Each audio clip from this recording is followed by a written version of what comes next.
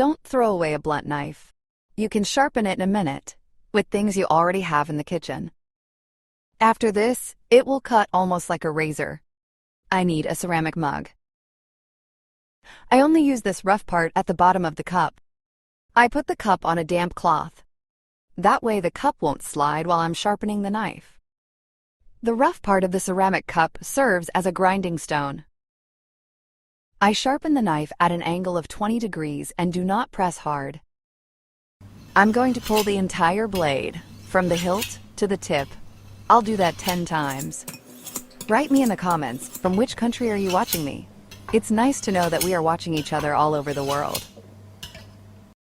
I will repeat the procedure on the other side of the knife. After sharpening, I'll wipe the knife down to remove the small shavings.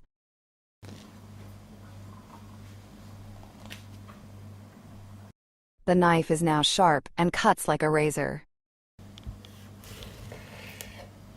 Look at the difference. The knife now cuts smoothly and without pressure.